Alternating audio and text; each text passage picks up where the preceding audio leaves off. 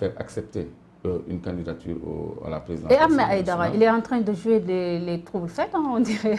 Non, je crois qu'il faut que nous soyons sérieux. Parce que le président de l'Assemblée nationale, c'est quelque chose de très sérieux. C'est la deuxième personnalité de l'État. C'est lui qui assure l'intérim du chef et remplacer Moustapha Niasse, il faut voilà une... du pouvoir. Non, Moustapha Niasse, il est facile à remplacer. Parce non, que quand même, Clédor non, Moustapha Niasse, on peut ne pas voilà, qu'est-ce qu'il a fait à l'Assemblée nationale? Qu'avez-vous retenu de l'action de Moustapha Niasse? Mais c'est une personnalité. À part taisez-vous, je vous donne la parole, je vous coupe la parole. Ça, c'est pas... Non. Gis nga président de l'Assemblée nationale, c'est une position. C'est une position. Donc, opposition, war nañu fexe ba jiboo ci kañ lañ fay def. Et non mu am ay candidature de diversion, ay Sine Bara Dolly Mbacké, ay Ahmed Aïdara, etc. Donc, nañu waxtaan seen biir entre leaders, ñoom ak wàllu y compris, ñu présenter un seul candidat. Bu ñu defee candidature multiple, mooy ils ont perdu. Ils ont intérêt à présenter un seul candidat, un candidat unique. ñëpp jàppale ko avec sincérité, bañ a aw seen ruux def votre sanction. Maintenant, au sein de Yewwi, c'est un problème.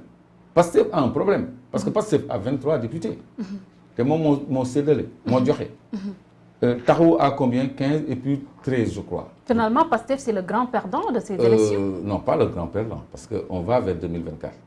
Parce que quand même, Pastef peut se contenter d'un groupe parlementaire. C'est déjà pas mal. Et en alliance avec Yewwi Wallu, ils ont une minorité de blocage. C'est-à-dire, amuñu majorité absolue au niveau de Benno Bokk Yaakaar. Parce que la majorité absolue, c'est la majorité des 3/5. On a 165 députés. Quand on divise par 5 et qu'on multiplie par 2, on trouve 99 députés. Donc c'est ça le ratio. Par 5, c'est 33. Par 3 plutôt, les 3/5, c'est 99 députés. Moo tax ñu naan majorité absolue, majorité qualifiée. Donc loolu, boko amul, tu ne peux pas voter une loi organique ou bien tu ne peux pas modifier la constitution autre que par un référendum, etc. Les décisions importantes, mënoo ko jël. Donc ce qui pousse forcément la majorité à discuter avec cette minorité de blocage. Donc concertation mënul ñàkk, accorder ay violons mënul ñàkk. Macky mënatul jël rek ni day voter droit d'urgence sur les OGM en procédure d'urgence. Voter une loi sur les OGM en procédure d'urgence mënatul nekk assemblée. L'amnistie Karim Wade Khalifa Ababacar Sall finalement. loolu mën na nekk. Parce que su fekkee ni 80 députés ñoo ko porté, je crois qu'ils trouveront quelques députés de Benno Bokk Yaakaar pour voter ça. Mais la solution, c'est pas forcément une amnistie. On peut réviser la loi électorale. On peut aussi voter une loi d'habilitation qui peut être ad nominem, qui peut concerner Karim ou Khalifa Sall. La position de Pape Djibril Fall ak Thierno Alassane Sall ñoom nee na dañoo décidé positionner en non aligné. Pape Djibril Sall def na ci conférence de presse. Lui, il parle de dialogue parlementaire. Est-ce que aussi nekkul une bonne solution pour la bonne marche aussi de l'Assemblée nationale? Xam nga Assemblée dafa mës a am ay non inscrits de toute façon. C'est pas une nouveauté. Mais dañu nekk dans un contexte spécial boo xam ne la vie politique est bipolaire. Toute l'opposition en dehors de Aar Sénégal et Pape Djibril Fall et le président Pape Diop ont fait bloc.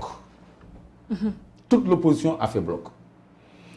Léegi bipolarité boobu yow boo ci génnee ci contexte bi tu joues un rôle négatif. Parce que yow ce poids am na importance ci balance bi. Imagine Pape Diop, Pape Djibril Fall ak Thierno Alassane dem Wallu kon Wallu mooy am 83 contre 82. Wallu Yewwi. Mais loolu quand tu t'abstiens de le faire, c'est comme le langage de Bush avant la guerre du Golfe. Tous ceux qui ne sont pas avec nous sont contre nous. C'était ça le langage de Bush. Et dans ce contexte-ci, tous ceux qui ne sont pas avec Yewwi Askan Wi et Wallu sont contre eux. Parce que amul benn apport bu ñu leen di indi, au contraire dafa am lu mu leen di wàññi. Parce que ça profite au régime d'en face. Mais de toute façon, du côté de Benno, je crois qu'on peut avoir des surprises agréables pour l'opposition. Cumul des fonctions mu nekk loo xam ne Pastef ci programme jot na dañ cee waxoon voilà fësal ci même sax ils ont eu à communiquer sur ça ci différents plateaux de télé wax ne ñoom duñu mës a cumuler te tey ji kii di Birame Souleye ak le maire de Diamaguène Sicap Mbao si je me trompe pas ñoom dañoo am 2 mandats électifs. waaw loolu ñëpp di xaar. ak Ahmed Aïdara ak non mais Ahmed Aïdara bokkul ci Pastef moom. il a tu parles que de Pastef. waaw je parle que seulement de Pastef. Il faut parler de tout Yewwi parce que. mais Yewwi aussi ñoom waxuñu toon loolu ah. waaw léegi Barthélémy Dias waxutoon par rapport à cumul de fonctions yi. léegi Ahmed Aïdara aussi il a été clair par rapport à ça. même bu ko Pastef waxul. moi je crois que on doit aller vers la fin du cumul des mandats électifs au Sénégal. parce que. mënuñoo jox en gestion une mairie ba noppi nga nekk député de cette même localité. xam nga loolu même bu fekkee ni pour des raisons électorales. par exemple ñu ni Guédiawaye il faut que Ahmed Aïdara batte campagne. tête de liste parce que moom moo gagné mairie bi. pour mu tirer la liste. mën na ko tirer ba ñu fal ko sax mu démissionner jox son suppléant. donc Birame Souleye il est déjà maire. il pouvait ne pas se présenter comme député. moom ak professeur Diop bi nga xam ne moom tamit il voulait coûte que coûte être sur la liste des députés. je crois que ñun ñi nga xam ne ñooy wootee leneen war nañu doxalee neneen. tout à fait. parce que fonction yi c'est pas pour nous. c'est pour travailler pour le peuple normalement. mais du pour teranga. jouissance. non ñun waruñu nekk dans cette logique là de cumul de fonctions. parce que liggéey bi ñuy xaar bëri na bëriwaay boo xam ne waar bu ci nit am rek war na fexe ba am temps bu mu ko mëtalee ak ressources yu mu ko mëtalee sëkk balaa muy dugg ci leneen.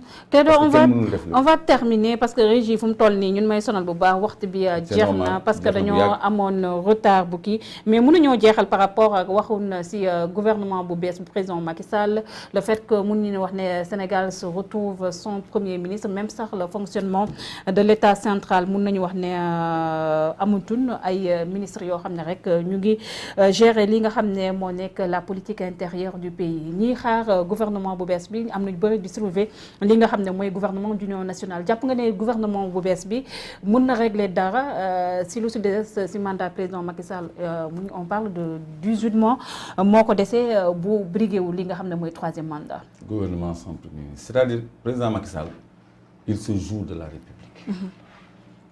fii la toog ni moom dañ ko nommé xaw ma fan.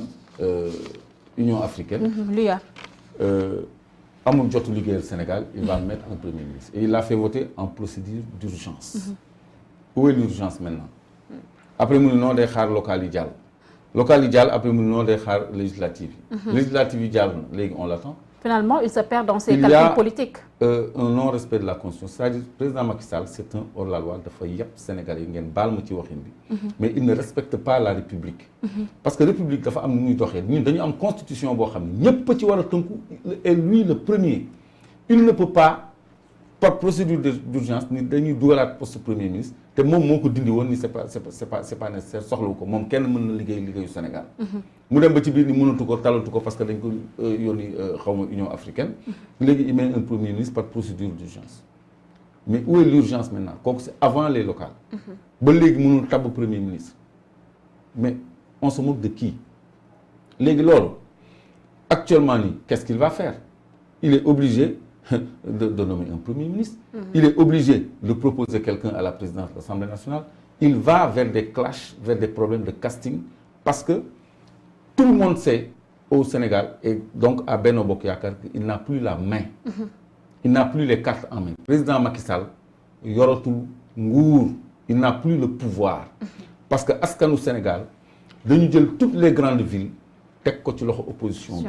Thiès Dakar Keur Massar Ziguinchor Bignona et autres. ci yeneen conseils municipaux yëpp Saint-Louis Kaolack Louga yëpp ñu mettre leen fa en ballottage on est présent dans tous les conseils municipaux. après mu jël la moitié des députés presque teg ko ci loxo opposition bi mu musut a am kon président Macky Sall n'a plus toutes les cartes en main il n'est plus maître du jeu et ça ses partisans et ses alliés le savent il a des problèmes léegi na respecter constitution bi na teg un gouvernement xool yi muy nommé c'est lui qui a à sa discrétion la latitude de nommer aux fonctions civiles et militaires su ko neexee mu ouvrir à l'opposition ou à la société civile su ko neexee mu gouverner tout seul les autres s'opposent mais au niveau du Parlement il sera obligé de se concerter avec cette force parlementaire que représente l'opposition pour prendre des décisions importantes. Merci beaucoup Clédor, ça a été un plaisir de vous recevoir sur ce plateau waxtu bi jeex na tàkk merci aux techniciens yi nga xam ne ñoo ñu accompagné tout au long de la semaine. Il s'agit de Bijou, Touti et Yass. Voilà, merci beaucoup pour cette réalisation. On se donne rendez-vous lundi prochain, Inch'Allah Rabbi, s'il plaît à Dieu. D'ici là, prenez soin de vous et restez en compagnie de nos programmes.